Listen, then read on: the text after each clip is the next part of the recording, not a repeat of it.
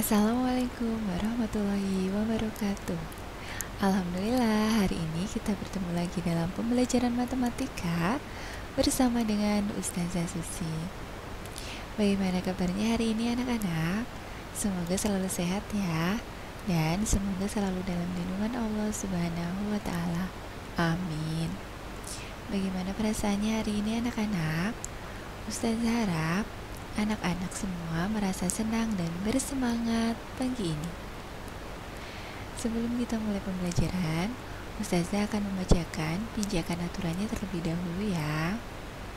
Yang pertama, pastikan anak-anak menonton video dari awal hingga tuntas. Lalu yang kedua, pastikan fokus agar anak-anak dapat memahami materinya dengan baik. Sebelum kita mulai pembelajaran, kita akan berdoa terlebih dahulu. Sikap berdoa. Tangannya diangkat, kepalanya ditundukkan. Doa sebelum belajar. Bismillahirrahmanirrahim. Rabbi zidni ilma warzuqni fahma. Amin. Semoga dengan berdoa, kita semua akan mendapatkan ilmu yang bermanfaat bagi kita semua. Amin. Nah, teman-teman, kita sudah memasuki tema keempat, yaitu globalisasi. Subtema 2, yaitu globalisasi dan manfaatnya. Ustazah sudah menyiapkan sebuah lagu tema di sini. Judulnya adalah Globalisasi dan Manfaatnya dengan nada cita-cita yang dipopulerkan oleh Upin Ipin. Anak-anak pasti sudah tahu kan lagunya? Kita coba untuk nyanyikan bersama-sama ya. 1, 2, 3. La la la la la la la la la la la la la la. Wahai kawanku semua, kini era globalisasi. Bila kita dewasa, kita akan terkena jua dampaknya. Mestilah banyak wawasan, karena iptek semakin berkembang. Ekspor impor perdagangan kini sudah jadi hal yang biasa. Ku rasa senang hati, kini informasi mudah masuk ke dalam negeri. Namun cerdas menanggapi, tetaplah jadi pribadi yang cinta negeri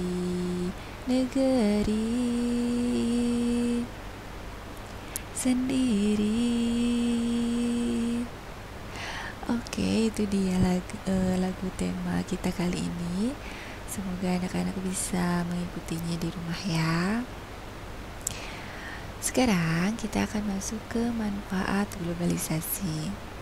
Jadi ada beberapa manfaat globalisasi yang Ustazah sampaikan. Yang pertama, dengan globalisasi akan memudahkan masyarakat untuk mendapatkan sebuah informasi.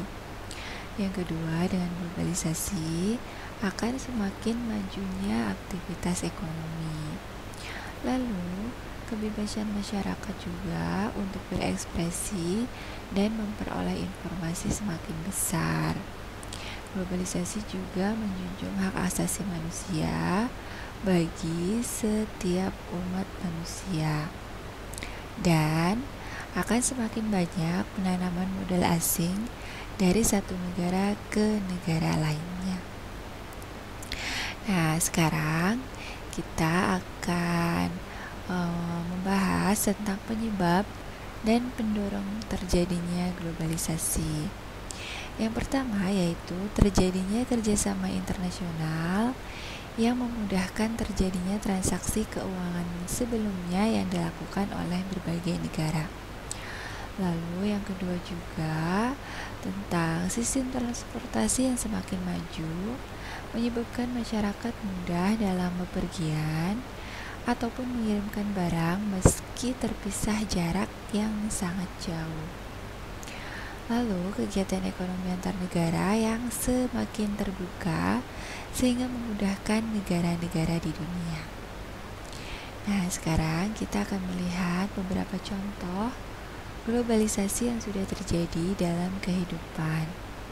Yang pertama, contohnya, banyak produk asing yang beredar di Indonesia. Lalu banyak juga pasar swalayan atau supermarket. Lalu terjadinya pergantian tenaga manusia dengan tenaga mesin. Jual beli online terus berkembang dan meningkatnya penggunaan gadget. Lalu teknologi terbaru bisa diakses oleh semua orang.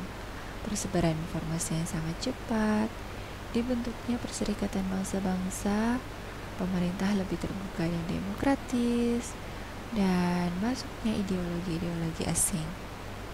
Lalu banyak bahasa asing yang dipelajari di Indonesia.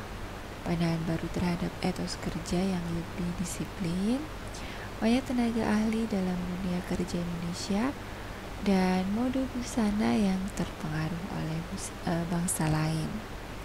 Dan yang terakhir adalah terjadinya pertukaran budaya internasional.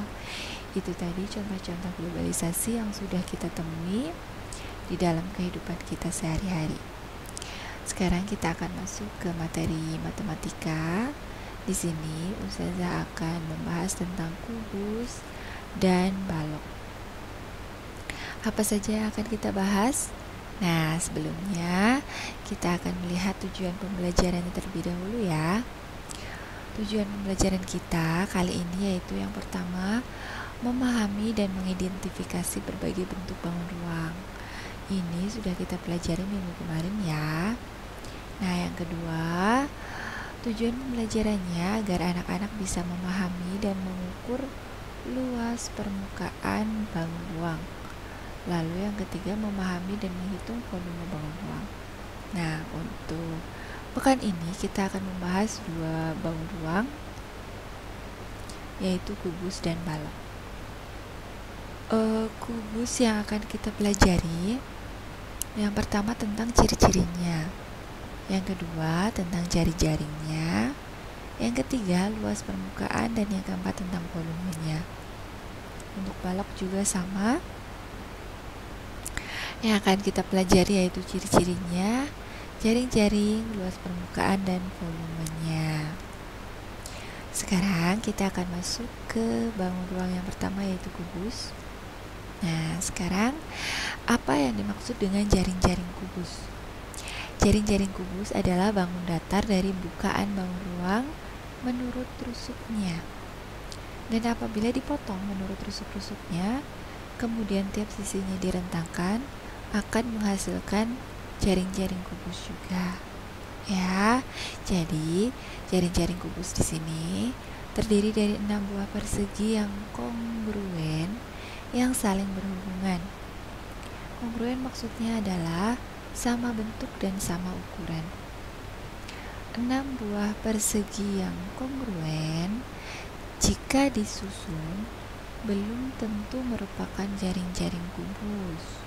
Susunan persegi tersebut merupakan jaring-jaring kubus apabila dilipat kembali ke 6 sisi kubus tepat tertutup oleh 6 buah persegi yang kongruen tersebut.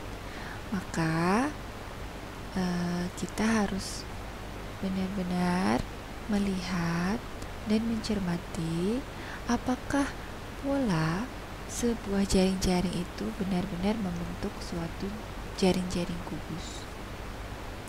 Di sini Ustazah akan berikan pola gambar jaring-jaring kubus, yaitu ada 11 macam. Di sini yang berwarna biru itu adalah alasnya, dan yang berwarna hijau adalah tutupnya. Ada 11 jaring-jaring dan semuanya akan membentuk kubus apabila satukan kembali. Nah, sekarang kita akan membahas tentang luas permukaan dan volume. Bagaimana cara menghitung luas permukaan dan volume kubus? Di sini sudah ada gambar. Ustazah perlu menunjukkan di sini bahwa kubus itu memiliki sisi rusuk atau S yang sama panjang, ya. 12 sisi rusuk kubus itu sama panjangnya. Lalu di sini juga sudah ada di sini ini salah satu contoh jaring kubus, dan jaring-jaring ini terdiri atas 6 buah persegi yang sama bentuk dan sama ukuran. Sekarang bagaimana cara menghitung luas permukaan kubus? Di sini Ustazah sudah berikan rumusnya. Luas permukaan kubus yaitu 6 kali sisi kuadrat atau S kuadrat, karena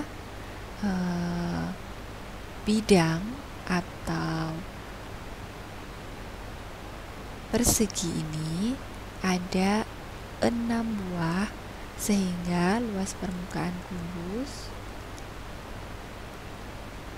dikalikan dengan 6 kali S kuadrat. Lalu bagaimana dengan rumus volume kubus? Volume kubus yaitu S pangkat 3 atau sisi kali sisi kali sisi. Nah, kita langsung saja ke contoh soal yang pertama. Hitunglah luas permukaan dan volume kubus berikut. Kita perlu melihat dulu apa yang diketahui di sini. Nah, yang diketahui adalah sisinya panjangnya 7 cm. Jadi kita tulis dulu S sama dengan 7 cm. Lalu yang ditanyakan adalah luas permukaan atau L dan volume atau V. Nah, kita tulis di sini penyelesaiannya. Kita tulis dulu rumusnya. L sama dengan 6 kali S kali S. Jadi 6 kali 7 kali 7 hasilnya adalah 294 cm persegi. Untuk volumenya sendiri S kali S kali S, yaitu 7 kali 7 kali 7, hasilnya adalah 343 cm kubik. Jadi luas permukaan kubus adalah 294 cm persegi dan volume kubus adalah 343 cm persegi atau cm kubik. Nah, sekarang contoh soal yang kedua. Bagaimana jika sudah diketahui volumenya? Nah, kita tulis dulu di sini yang diketahui yaitu V sama dengan 64 cm kubik. Lalu yang ditanyakan panjang sisi rusuk atau S. Penyelesaiannya, panjang sisi rusuk dapat dihitung dengan akar pangkat 3 dari volume kubus. Ditulisnya seperti ini ya. S sama dengan akar pangkat 3 dari 64. Jadi S-nya sama dengan 4 cm. Hasil ini diperoleh karena 4 kali 4 kali 4 sama dengan 64 cm kubik. Jadi panjang panjang rusuk sisi kubus adalah 4 cm. Sekarang contoh soal yang ketiga. Bagaimana jika yang diketahui adalah luas permukaannya? Nah, kita tulis dulu yang diketahui L sama dengan 24 cm persegi. Yang ditanyakan panjang sisi rusuk atau S. Penyelesaiannya, S sama dengan akar dari luas permukaan dibagi 6. Jadi S sama dengan akar 24/6. S sama dengan akar 4. Nah, jadi di sini ketemu S-nya sama dengan 2 cm. Jadi, panjang sisi rusuk kubus adalah 2 cm. Sekarang kita akan kita akan masuk ke bangun ruang yang selanjutnya, yaitu balok. Apa yang dimaksud jaring-jaring balok? Jaring-jaring balok yaitu sisi-sisi balok yang direntangkan setelah dipotong mengikuti rusuk-rusuknya. Karakteristik dari jaring-jaring balok bisa dilihat apabila bentuk tersebut dilipat dan membentuk sebuah balok. Jaring balok mempunyai banyak variasi sebab bentuk sisinya terdiri atas bangun datar persegi panjang. Dengan cara memotong model balok pada rusuk-rusuk tertentu, maka akan dihasilkan sebuah jaring-jaring balok. Ini dia jaring-jaring balok yang Ustazah berikan. Ada sekitar 10 jaring-jaring balok. Di sini bentuknya berbeda-beda. Dan di sini apabila kita perhatikan, semua jaring-jaringnya jika disatukan kembali akan membentuk sebuah bangun ruang, yaitu balok. Sekarang bagaimana cara menghitung luas permukaan dan volume balok? Sama seperti tadi, rumus luas permukaan balok kita tuliskan di sini. Ya, luas permukaan balok sama dengan 2 kali PL ditambah PT ditambah LT. Ya, jadi ini ditambah ya, anak-anak. Mohon maaf, Ustazah keliru. Jadi di sini PL ditambah PT ditambah LT, di mana P itu panjang, L itu lebar, dan T itu tinggi. Sedangkan untuk volume balok yaitu P kali L kali T. Ustazah perbaiki terlebih dahulu ya. Jadi untuk balok di sini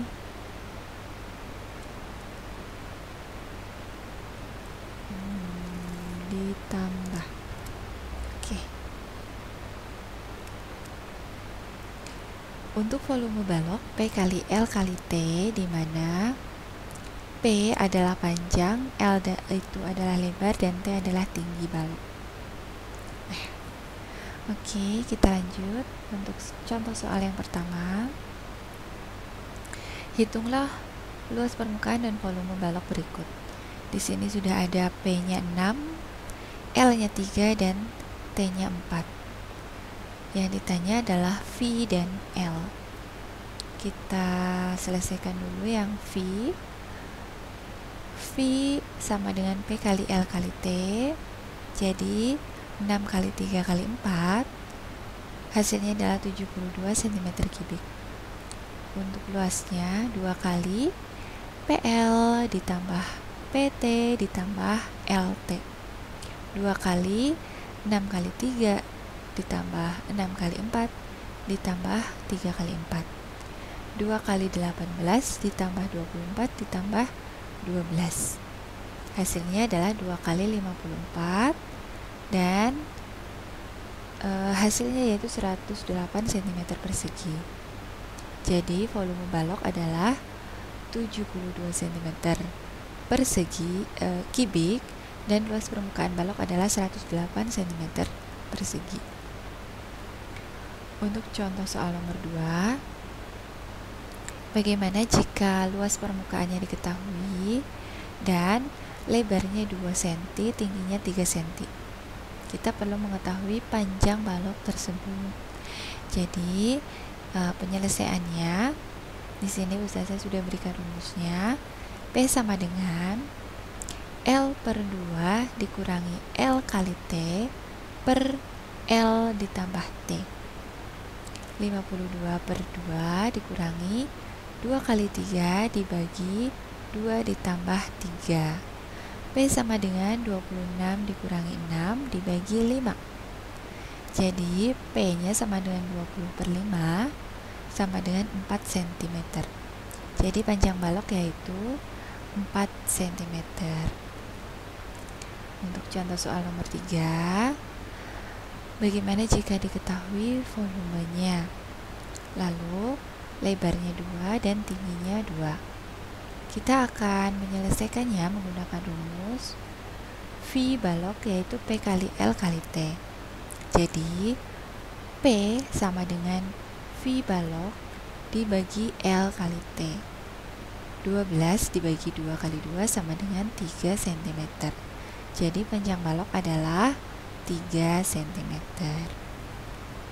Nah, itu dia materi kita pada pekan sekarang.